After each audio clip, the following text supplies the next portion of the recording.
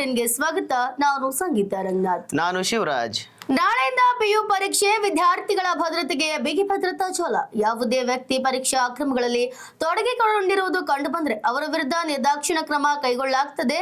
ಅವಶ್ಯಕತೆ ಇದ್ದಲ್ಲಿ ಕ್ರಿಮಿನಲ್ ಪ್ರಕರಣಗಳು ಕೂಡ ದಾಖಲಿಸಲಾಗುತ್ತದೆ ಅಂತ ಪೊಲೀಸರು ತಿಳಿಸಿದ್ದಾರೆ. 6 ತಿಂಗಳಲ್ಲಿ 105 ಪ್ರಕರಣಗಳ ಭೇದಿಸಿದ ಪೊಲೀಸರು. ಕೋಟಿ ಮೌಲ್ಯದ ಬಂಗಾರ ಕದ್ದ ಕಳ್ಳರು ಅಂದರ್. ಮೈಸೂರು ನಗರದ ಪೊಲೀಸರು 6 ತಿಂಗಳುಗಳಲ್ಲಿ ಸುಮಾರು 105 ಪ್ರಕರಣಗಳನ್ನ ಭೇದಿಸಿ 2.96 ಕೋಟಿ ಮೌಲ್ಯದ ಚಿನ್ನ, ಬೆಳ್ಳಿ, ನಗದು, 57 ವಾಹನಗಳನ್ನ ವಶಕ್ಕೆ ಪಡೆದು 82 ಆರೋಪಿಗಳನ್ನ ಬಂಧಿಸಿದ್ದಾರೆ. ಚೆಪಾಕ್ ನೆಲದಲ್ಲಿ ಜಿಂಬಾಬ್ವೆ ಛಿದ್ರ ಮಾಡಿದ ಟೀಂ ಇಂಡಿಯಾ ಸೆಮಿಫೈನಲ್ಗೆ ಈಗ ವಿಂಡೀಸ್ ಜೊತೆ ಫೈಟ್. ಬ್ಯಾಟಿಂಗ್ ನಲ್ಲಿ ಮಹಾನ್ ಪ್ರದರ್ಶನ ಹಾಗೂ ಎಚ್ಚರಿಕೆಯ ಬೌಲಿಂಗ್ ನೆರವಿನಿಂದ ಟೀಂ ಇಂಡಿಯಾ ಐಸಿಸಿ ಟಿ20 ವಿಶ್ವಕಪ್ನ ತನ್ನ 2ನೇ ಸೂಪರ್ 8 ಪಂದ್ಯದಲ್ಲಿ ಜಿಂಬಾಬ್ವೆ ತಂಡವನ್ನ 72 ರನ್ಗಳಿಂದ ಮಣಿಸಿದೆ. ಪಾಕಿಸ್ತಾನಕ್ಕೆ ಮತ್ತೆ ಆಘಾತ. ಅಮೆರಿಕ ನಿರ್ಮಿತ F-16 ಯುದ್ಧ ವಿಮಾನ ಹೊಡೆದುರುಳಿಸಿದ ತಾಲಿಬಾನ್.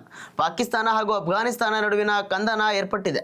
ಉಭಯ ದೇಶಗಳು ದಾಳಿ ನಡೆಸುತ್ತಿದ್ದು, ಪಾಕಿಸ್ತಾನ ತನ್ನ ಮತ್ತೊಂದು ಅಮೂಲ್ಯ ಉನ್ನತ ದರ್ಜೆಯ ಅಮೆರಿಕ ನಿರ್ಮಿತ F-16 ಯುದ್ಧ ವಿಮಾನವನ್ನ ಕಳೆದುಕೊಂಡಿದೆ ಎಂದು ಅಫ್ಘಾನಿಸ್ತಾನವು ಹೇಳಿಕೆಯನ್ನ ನೀಡಿದೆ.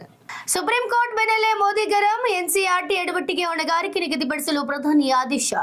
8ನೇ ತರಗತಿಯ ಪಠ್ಯಪುಸ್ತಕದಲ್ಲಿನ ನ್ಯಾಯಾಂಗದಲ್ಲಿನ ಭ್ರಷ್ಟಾಚಾರ ಕುರಿತ ಅಧ್ಯಾಯದ ಬಗ್ಗೆ ವಿವಾದ ತಾರಕಕ್ಕೇರಿರುವ ಬೆನ್ನಲ್ಲೇ ಇದಕ್ಕೆ ಕಾರಣರಾದವರ ಮೇಲೆ ಹೊಣೆಗಾರಿಕೆಯನ್ನ ನಿಗದಿಪಡಿಸಬೇಕೆಂಬ ಸಂದೇಶವನ್ನ ಪ್ರಧಾನಿ ನರೇಂದ್ರ ಮೋದಿ ನೀಡಿದ್ದಾರೆ.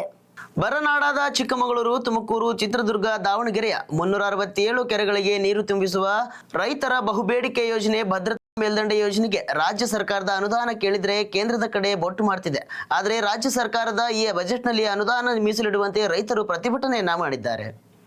ಚಿನ್ನದ ಬೆಲೆ ಮತ್ತೆ ಹೆಚ್ಚಳ. ಬೆಳ್ಳಿ ಬೆಲೆ 3 ದಿನದಿಂದ ತಟಸ್ಥ. 15,420ಕ್ಕೆ ಇಳಿದಿದ್ದ ಚಿನ್ನದ ಬೆಲೆ ಫೆಬ್ರವರಿ 7ರವರೆಗೆ 16,157ಕ್ಕೆ ಹೆಚ್ಚಳ ಆಗಿದೆ. ಫೆಬ್ರವರಿ 1 ಅಂದು 16,058 ರು ಇದ್ದ ಬೆಲೆಗೆ ಹೋಲಿಸಿದ್ರೆ ಈ ಬೆಲೆ ಈಗ ಏರಿಕೆಯಾಗಿದೆ.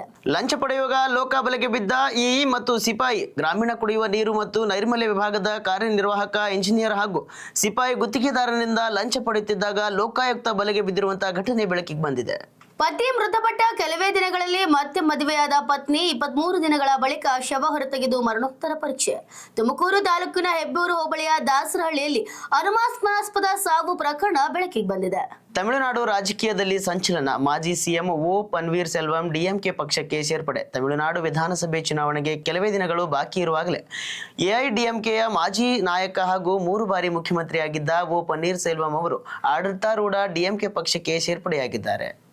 ಇದಾಗಿತ್ತು ಇವತ್ತಿನ ಪ್ರಮುಖ ಸುದ್ದಿಗಳ ನ್ಯೂಸ್ ಬುಲೆಟಿನ್. ನಿರಂತರ ಅಪ್ಡೇಟ್ಸ್ಗಳಿಗಾಗಿ ನೀವು ನೋಡ್ತಾ ಇರಿ ನ್ಯೂಸ್ ಪಲ್ಸ್. ಇದು ಅಸಲಿ ಸುದ್ದಿ, ನಿಖರ ವರದಿ.